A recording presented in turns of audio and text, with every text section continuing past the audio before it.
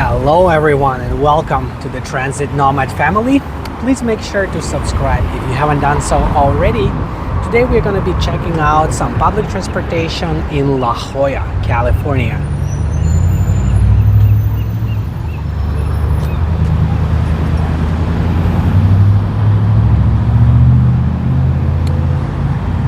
So we can see bus number 30 in the video right now. It runs only every 30 minutes, so it's not a very frequent route, unfortunately, and I believe this is the only bus that is available in this area. So if you want to use public transportation in La Jolla, this is basically your only option, and it runs every 30 minutes or less.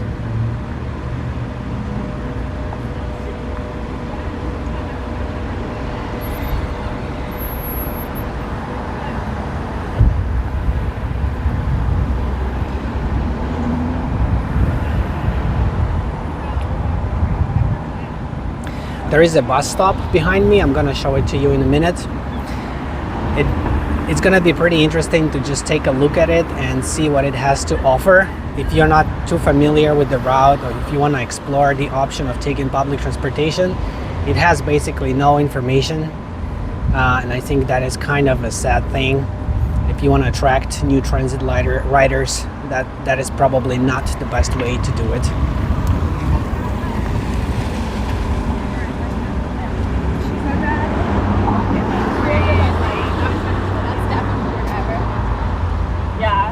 His girlfriend.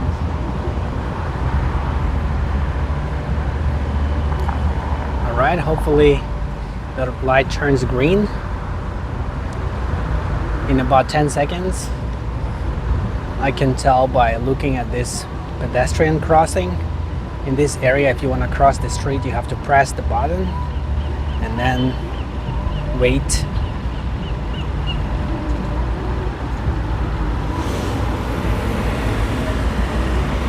And now some cars are making a left turn on the left green arrow, so now still the rest of the traffic has to wait. And you can see how long the bus has to wait at the red light. It's been more than 2 minutes since it's waiting there, and only now it's about to take off.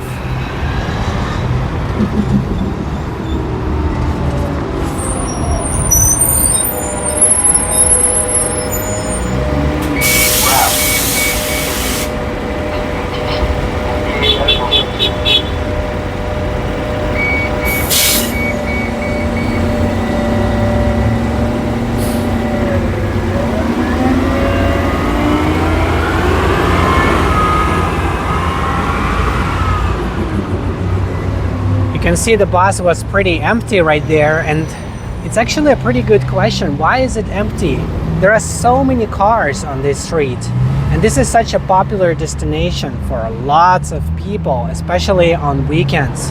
We are in one of the most beautiful parts of Southern California, La Jolla. Lots of shops here, lots of beautiful parks and coastal areas for viewing ocean and wildlife and sunsets and all that stuff, and lots of shopping.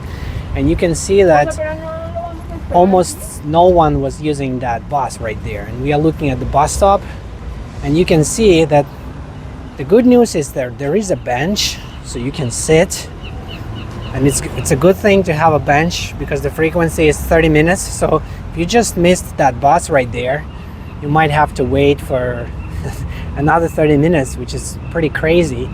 I don't know a lot of people who just want to wait for a bus for 30 minutes. But anyway, if you want to know what time the next bus is coming, it's really hard because there is no schedule, there is no information. You don't even know where that bus is going. If you want to know something, you have to look at the bus stop, and they do seem to have some kind of number that you can text, or you have to download a certain app to check on what time the bus is going to come and where the bus is going. And some people might say that's fine, it's not a big deal, but guess what? A lot of people don't want to deal with this kind of stuff. These are all additional steps that you have to take in order to use public transportation, which makes it less convenient and less attractive. If there were a map showing you where exactly the bus is going, where you can what destinations are available if you wait for that bus, how much it costs, how to pay for it, and what the frequency is, or the scheduled arrivals. That would be really, really helpful and more attractive. And this is not a very low density area. There are lots of it's not like full of skyscrapers, but there are lots of buildings that are taller than just one floor, and this is a popular destination for a lot of people. There are lots of cars looking for parking in this area. When I was driving over here, again, I was driving because I don't want to wait for the bus for 30 minutes or transfer 3 times to reach this place from where I live. But the traffic was terrible.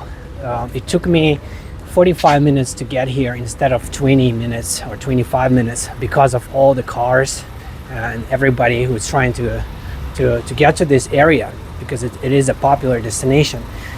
So having buses that run more frequently with bus stops that show some information about arrivals, having those signs, or at least having some printed schedules, digital signs would be ideal. That would really, I think, make a difference and make it more attractive for people to consider using transit. Also, having better security and not allowing weird, strange, aggressive behavior.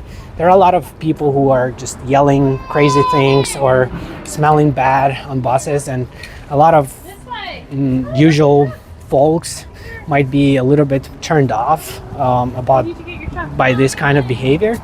So I would definitely suggest, if anybody from San Diego Transit Management, MTS, or transit planning agencies end up watching this video, please consider this. We need to make transit safe and comfortable for people.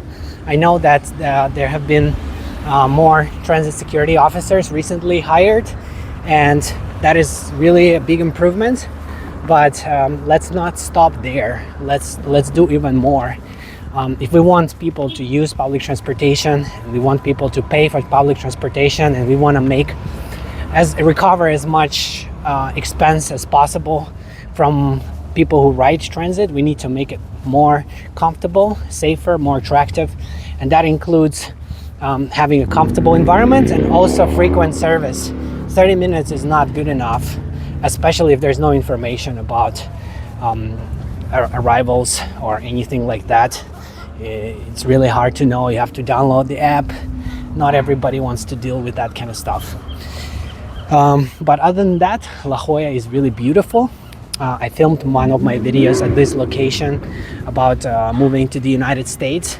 I walked around the whole area for almost 30 minutes.